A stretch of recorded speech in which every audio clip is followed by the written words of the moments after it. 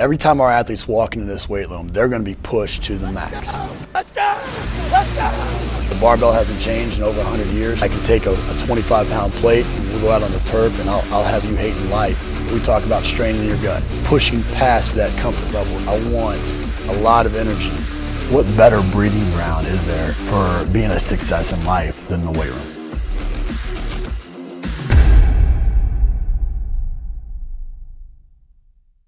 Hey guys, welcome back to Iron Game Chalk Talk. I'm your host, Ron McKeefery, and this is episode number 214. I want to thank each of you for listening each and every week. I appreciate those of you that share, like, comment, and leave ratings and reviews on iTunes. That helps us just spread the word and continue to make this a great resource for coaches around the world.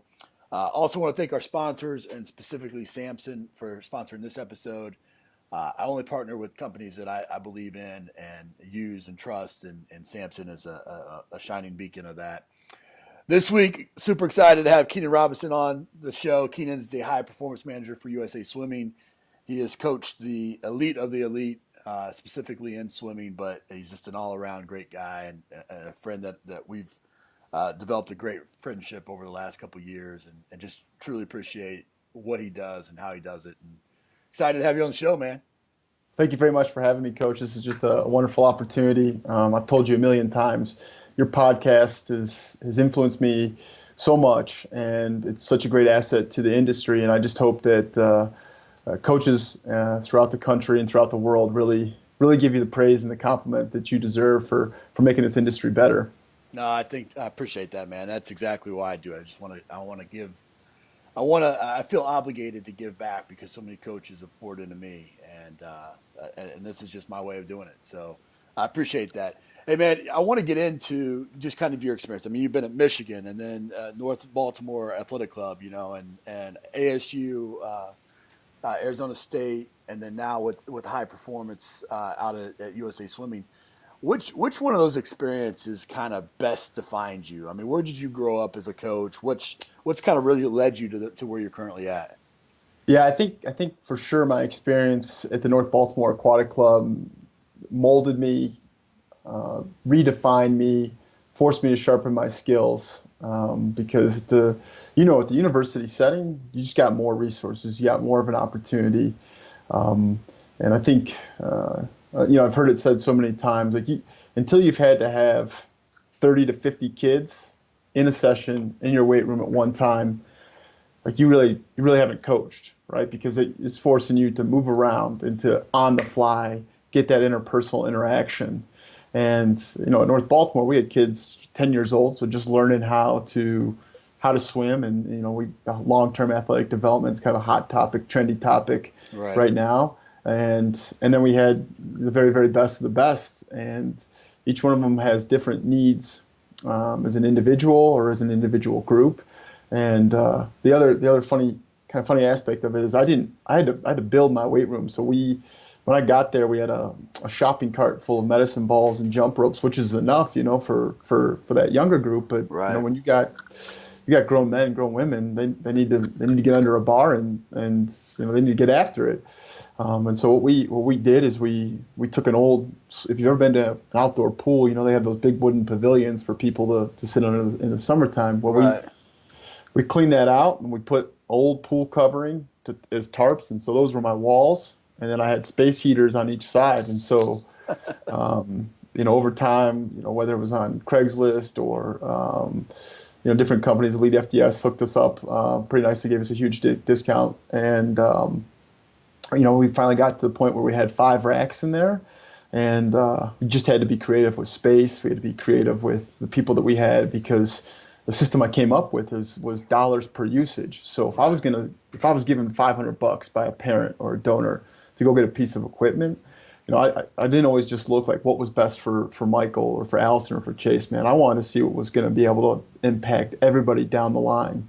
So that bar. Man, a lot of hands touched it over the years. So for sure, my experience in Baltimore was what kind of defined me or created me.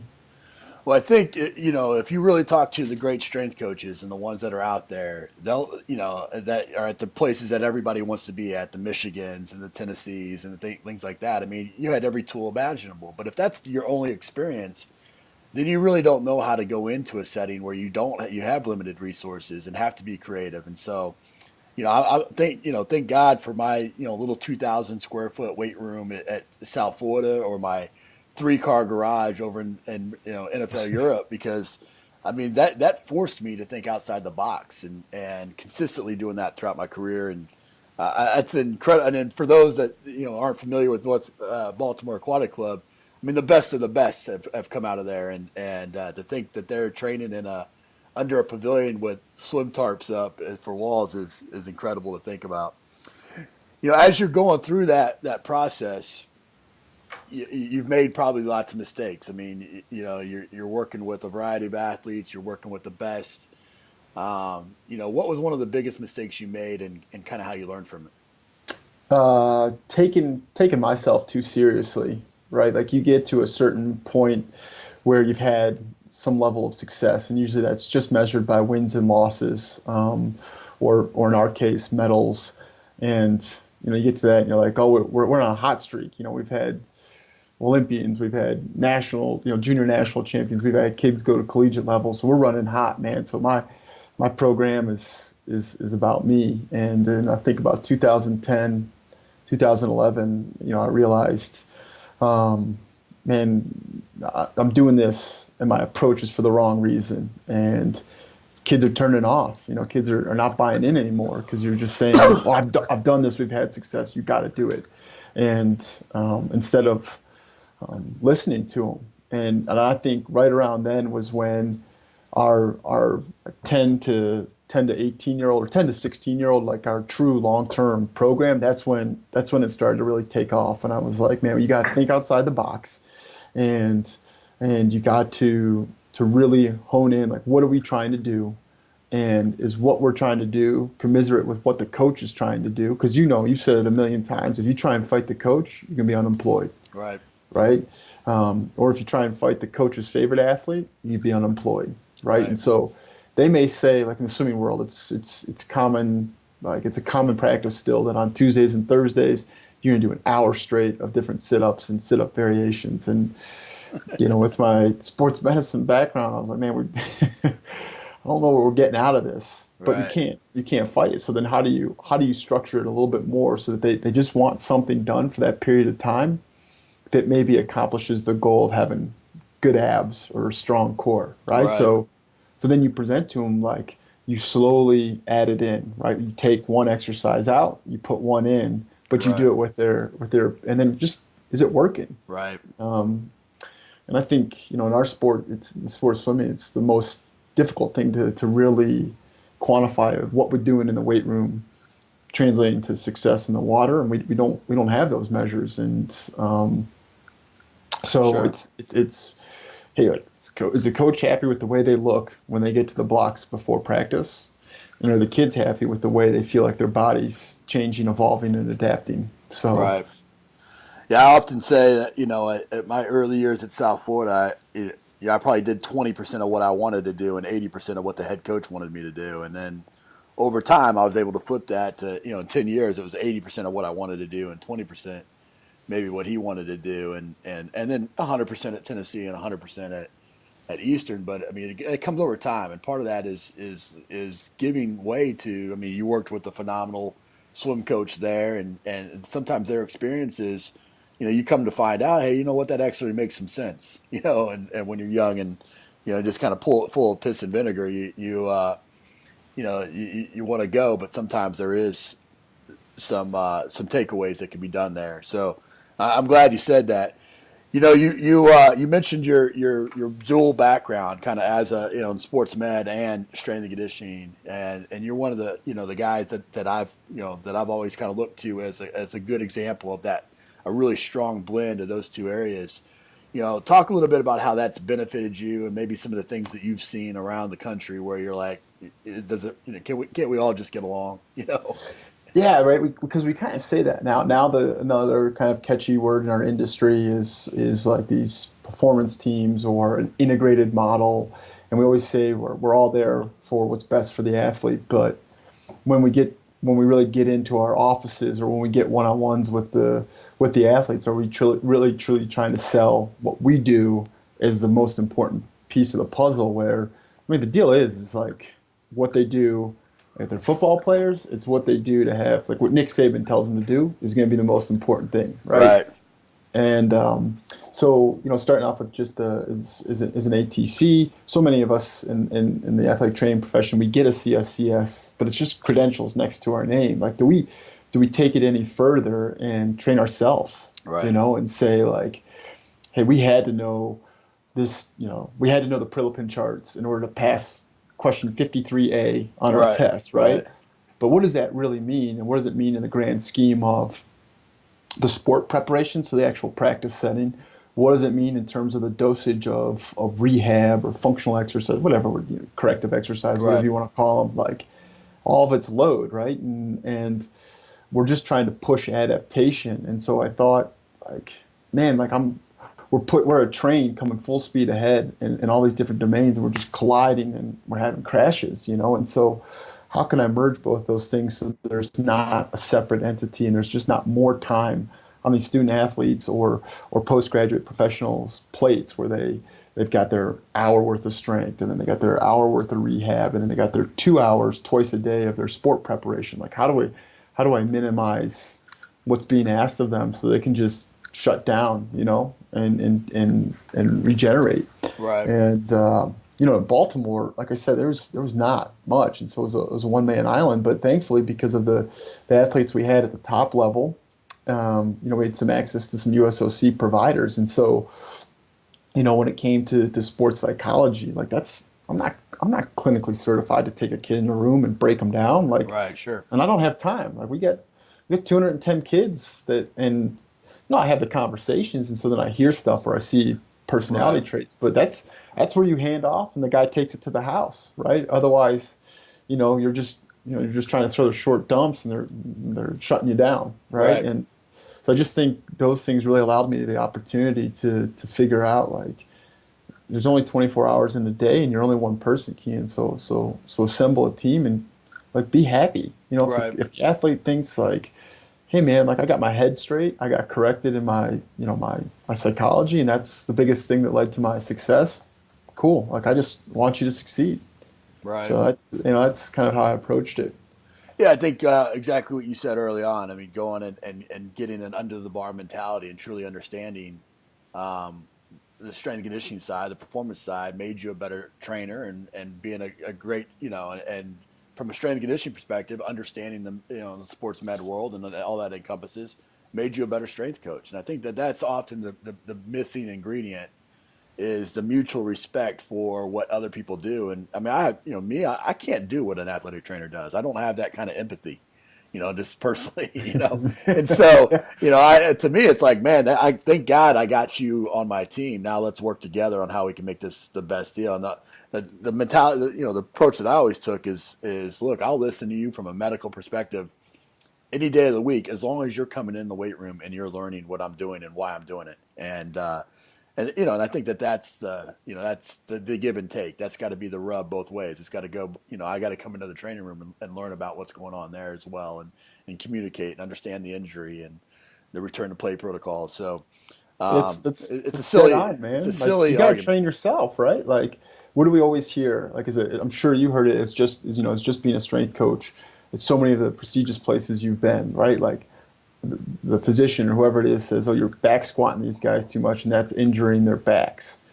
Well, okay, have you trained and have you lifted? Have you squatted? For me, like once I started getting after it and trying to, push some pretty high numbers, I was like, my back's sore, but it ain't because of my back, it's because of my hip. Right.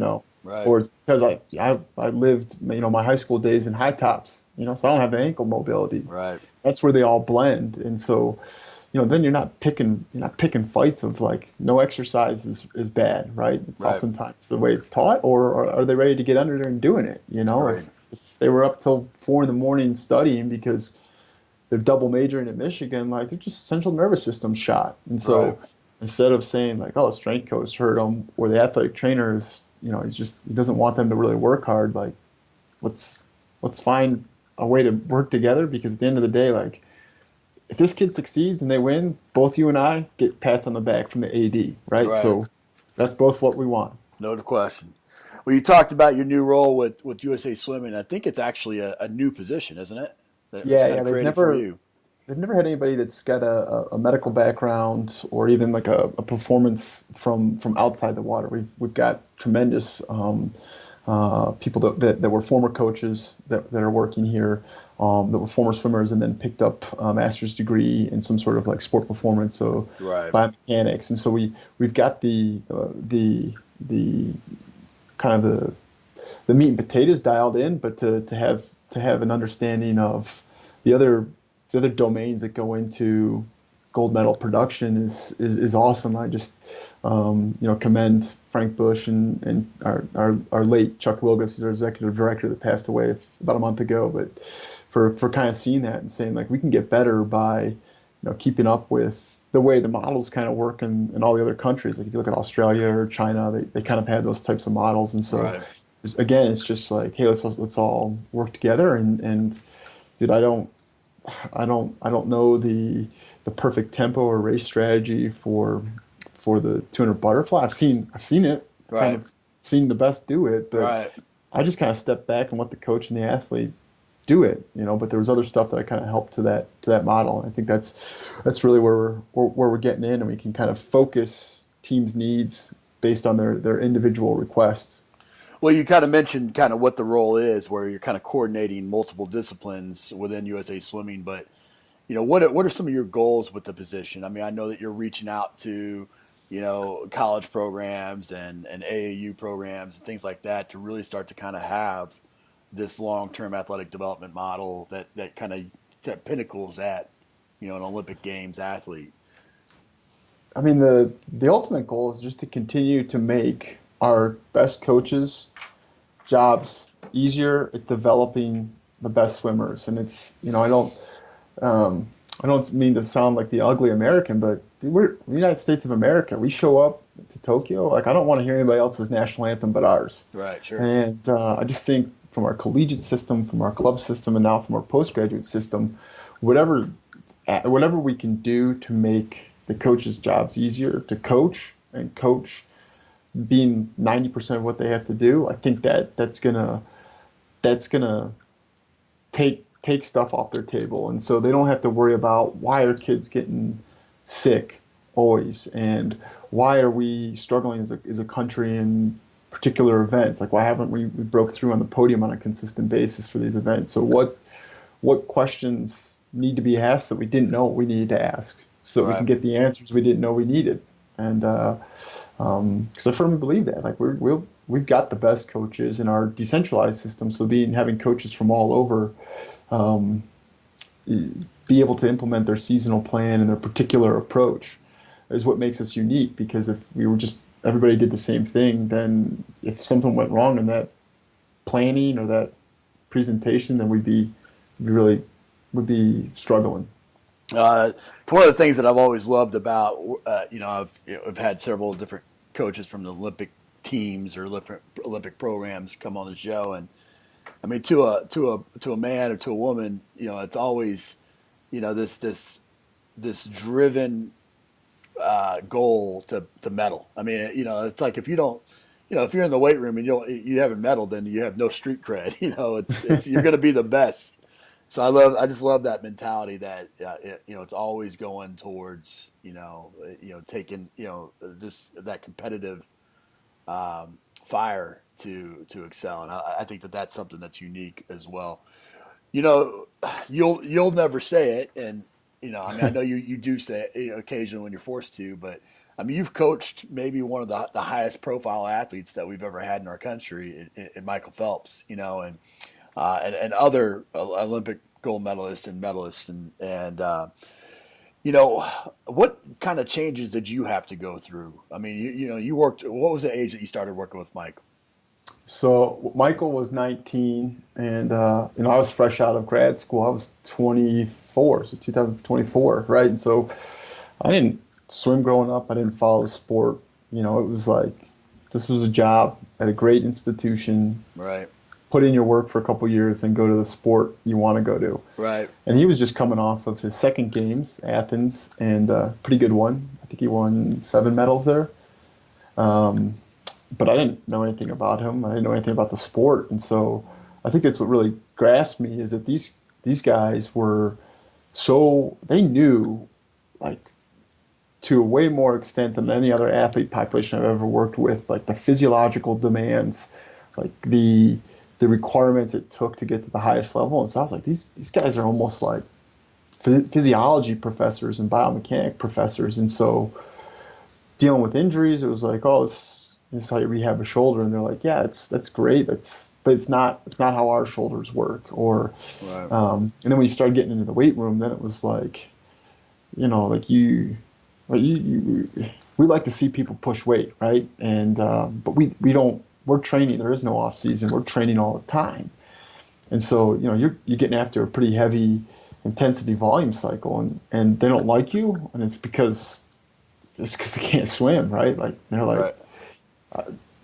it really helped, like, me understanding, like, there's a time and place for this, but just strategically place it, because they like doing it too, but they don't like it if they're practicing slow, because it starts to wear on them.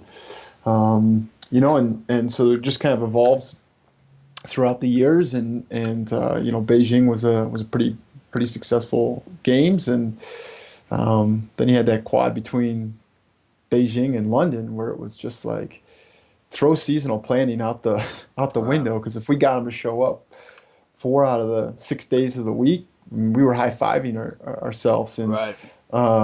he always talk about, like, whether it was Bob Bowman writing this like perfect swim practice for him, where I was like, man, I got this great 3-week cycle for him, and we'd start off day one, we'd come out, we'd walk on the pool deck, and he would show up, and he was like, we called it shoveling, because it was like walking onto the deck and getting hit with a shovel every day.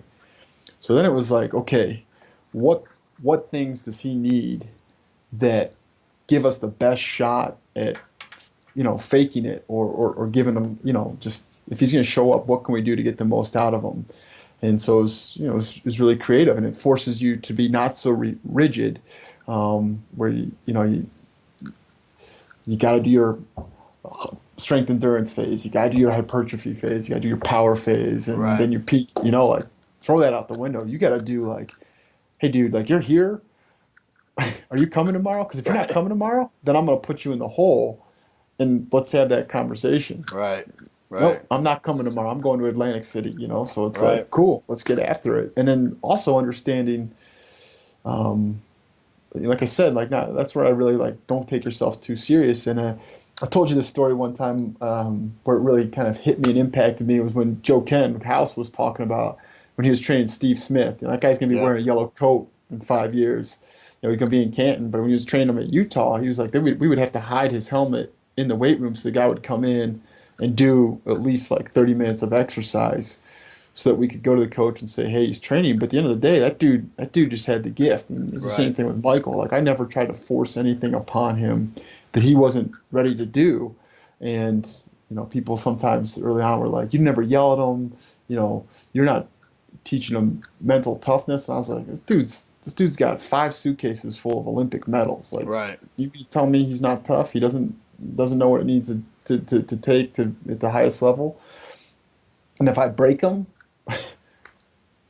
Right. No question. you're not talking to me, right? Right. So I think those things just really resonated, and it really helped, like, build out, like, yeah, he's the greatest athlete this country's ever seen, but how can we take those experiences with other athletes? Whereas some they value the weightlifting a little bit more than they did the swimming. Right. So how did we make that work so that the swimming wasn't compromised? Or just understanding, giving them what they're ready to do when they're ready to do it, so you Right. don't break them when they hate the weight room. Because swimming as a sport is generally, kids are intimidated to go into the weight room, right? Right. And I didn't want that. I wanted all of our 18-year-olds, when they left Baltimore and were going to a college setting, so whether it was Texas or USC, Cal Berkeley, Florida, all the places we sent them, like, when they walked in there, their strength coach knew, hey, this kid's understand. I can show them a card and they kind of can go through it. Right. And number 2, they weren't intimidated. So if they were in there training when men's wrestling was training, or women's volleyball, they felt like they belonged. Right. Right.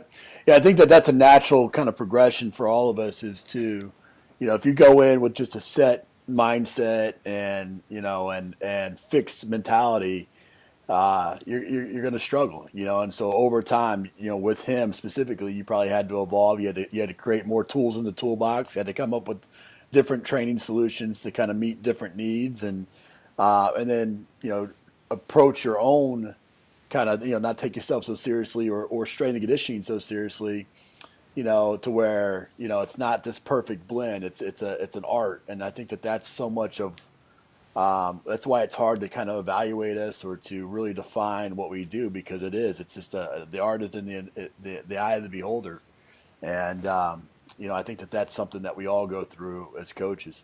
You mentioned earlier, um, the shopping cart with med balls and jump ropes, and we laugh, but it's, that's not atypical of what some weight rooms still look like for swimming across the country, and a lot of times, even in the college setting, we we stick a football strength coach working with swimming. We stick a baseball strength coach working with swimming, where they don't have a really good understanding of what's going on. I mean, what needs to change, and part of your role there, but what needs to change when it comes to swimming strength and conditioning development? The last 4 years, I would say, has been the tipping point, the evolution where enough collegiate swim coaches went into their AD's office and said, we need someone that's with us full time, because our NC2, like our evolution is 4-year evolution. So we're not going to get, the freak out of high school that, can play 2 years and can go to the Right. league, or, in the NBA's case, play 1 year and be a top 10 pick in the draft. Like, we need time to develop. And so if you keep every year rotating somebody through, it's just that inconsistency. And so I would say probably top 25, top 30 programs in our country now have full-time people. And within the last maybe 2 years, the more of them are going to like NC2As or their conference meets, and they're having these conversations on deck, like, hey, what are you doing? What's working? Like, why can't, do you have this problem? And so we're really starting to own in, and you'll probably touch on what's going to happen here in August, but there's more of them that have really, hey, like, if this is what I'm going to get my, if this is what I'm doing for a year basis, like, I'm going to be the best at it. And we've all got our personal, so we've got guys that are awesome at teaching the Olympic lifts, and you wouldn't think, like, hey, these guys are hypermobile, like, why would you Right. do that? But they've dialed it in and they've had some success. You got some guys they're doing velocity-based training, right? And they're like, hey, we're working on that to keep them as fresh as possible. Or we got guys doing triphasic. We got guys doing,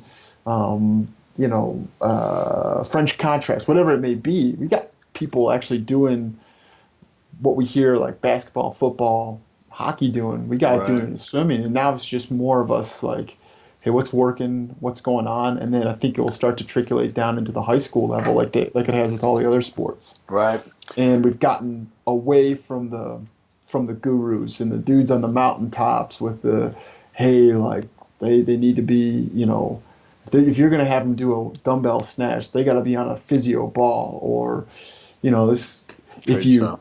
or stand there like belittling the people that are having their kids like push some serious weight, or pull some serious weight off the floor, and they're like, oh, it's an archaic program, you're killing the kid. But their kids are winning NC2A titles. I don't think they're Right. killing them, No. Right. So No we've question. kind of gotten those out of the sport of swimming for the most Right. part. So we kind of almost got like a formal education process now.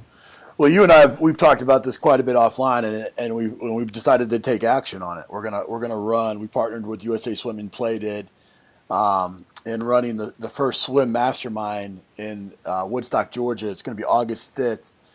Keenan's going to be speaking. He's going to be speaking on the quadrennial plan. We have Kat from Georgia. We have Jada Mayo from Richmond. We have Jason Deerking from Louisville, all coming in, taking an aspect of the annual plan, fall, spring, and summer.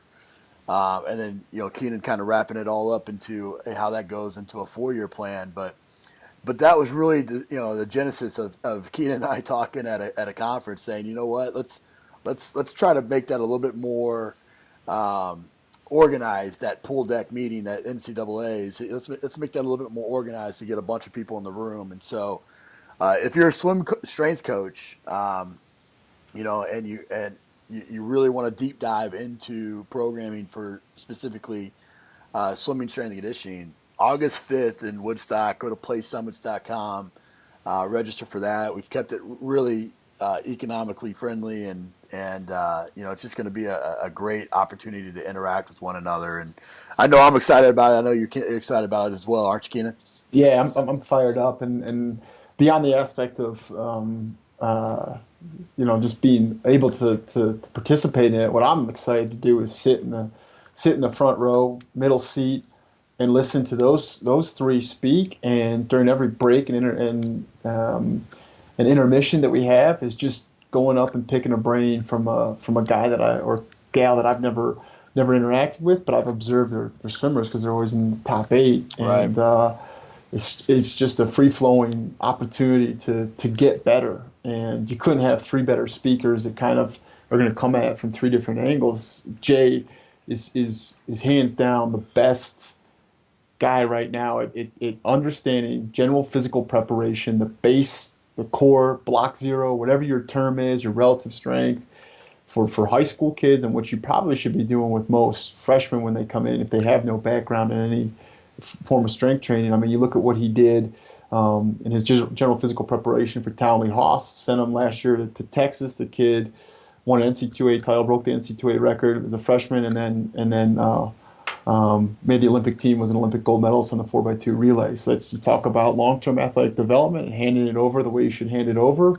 It's awesome. This year he sent a kid to the University of Michigan, Big Ten champ in the 400 IM. You can't deny those facts. And then Kat is she wouldn't be the godfather, so she'd be the godmother of kind of strength training for swimming. I mean, she was at the University of Indiana, and 2 or 3 of her GAs have gone on to be successful at the collegiate level. She's a competitor. I believe she was a national champion. Like that. That's living. Like I said, like if you haven't been under a bar, like you can't talk about right. And Georgia, the Georgia program is just volumes, yeah. And then Jason up at Louisville. I mean, they were a non-funded. It's kind of like your story at University of South Florida. I mean, they were a non-funded program in 2009, and they're one of 5 NC2A programs that's had an individual champ each of the last 6 years. Wow! And that's him just coming in and just saying like, we're going to do with what we got. We're not getting the best athletes, but I'm gonna create the most durable and the most resilient so that they can do what the coach wants them to do, and just killing. Had an Olympian for the first time last year in the United States, and this year at NC2As, his girl tied Katie Ledecky in the 200 freestyle, which was huge. So, and I think we're gonna have a lot of the other coaches that that are attending. So if you're young or if you're old, like you're never too. Your program's never perfect that you don't need to continue to start learning, right? Great. Well, August 5th, playsummits.com, man. We end the show with some resources. So give us the best piece of coaching advice you ever received. It's pretty funny. I'll use it from John Urbanchek. And, last week, Michael Phelps kind of echoed it at the American College of Sports Medicine. He spoke there, and it's, work still works. And, doesn't mean like the 60-minute circuits that pound you, but it means like, what are you doing to build your knowledge base? What are you doing to build your team in terms of like, hey, do we have the right nutritionist working with us? And then when you get after to meat and potatoes of it, like, I still got to work, man. Right? That's exactly right. He said it, and it was like at first you just thought about the volume, but it was like, man, like if you're no longer attending conferences, if you're no longer talking to coaches, like you're a dinosaur, man. You're exactly a corpse. Right. That's when you die. I agree with that 100%. What about a book, app, website recommendation? So book, I'm trying to think. So the book I'm reading right now is Black Box Thinking. And that's how we learn from mistakes. A colleague of mine that works for the San Antonio Football Club, it's a soccer club, kind of sent it to me, and I was thinking like, how can we, even though we won the most medals that we've won in a long time at the last Olympics, how can we not leave any more on the table, or how can we start changing our thinking? And I thought that was it's been really, really impactful. In terms of a strength training book, pick your poison, whatever you're really working on. Like one Right. thing that I try and do every year is kind of go back and look at a specific domain. So last year, leading up to Rio, we had opportunity we got a grant, and like I was like, what can we bring in? And I've got a lot of older athletes, and so I really dialed in on velocity-based training. So a lot of stuff that Dr. Brian Mann and the guys overseas that use the gym aware. So I was just trying to spend every year like going Right. back and looking at a big picture thing. So it's kind of pick your poison. It's good. App. HRV for training is pretty good because it's pretty cheap if you want to use heart rate variability. The Under Armour My Fitness app because it's a pretty all-encompassing. So especially if you're at a setting where, a smaller Division I school or D2, D3, or you're in a club setting like I was at Baltimore, and you're trying to like get as much of the information on a daily basis as the domains. You can get daily weigh-ins. You get their very basic sleep, and you kind of get nutrition, and it's very Right. basic, but at least it's giving you something. Yeah. And then it's got an activity tracker too. So those would probably be the two that I would say, I think can hit the masses, whether it's the elite level or down. Any websites? Websites? God, I think, I know we all say it's like social media can be a blessing and a curse, but, you see, I try and always follow more than I have more followers. And, like I see something like you interview a coach, I'll go to their webpage or, Right. God, you see like the stuff that the guys are doing down at Altus or just the conscientious coaching information that Brett's putting out there. And so again, it's like, I don't have one specific website that I go to every time, but, I use social media in a focused standpoint. Tim Gavitt's acute to chronic workload ratio, so it kind of leads you down rabbit holes. Yep. That's how I use. That's me too. Instead of I almost think like websites are going to start to become dead and non-existent, right? Because people are putting it out there, and then they Right. got links to their like either book or their kind of not podcast, but like their seminars, right? Right. Sure. So Yeah, I think social media is such a great aggregator, especially if you're following the right people. And I like that. Follow more people than following you. I like that a lot. And you kind of, again, you're just such a pioneer in so many ways, and some of the people that you've had on here, you always said like, when are you gonna have enough confidence to kind of reach out to like I remember when you were up at Eastern. I mean, I just was like, this guy's never met me. I work swimming, but I'm gonna throw him an email and see if like, hey, can I come up because I really like what you're doing, and it never worked out because it was always holiday season. You were going back to see your family, right. but you were like, yeah, sure, man. If you're ever in town and I'm in town, let's meet up. And I think Absolutely. you just gotta have that courage as a young or even an old to reach out to that person. And it's amazing how many more in the profession are willing to share information. If you ask a directed question, like if you ask Ron, if somebody sends you an email and be like, tell me what it was like working for the Tampa Bay Buccaneers, you're gonna be like, it's great, man. It's the NFL, right? Right. But Right.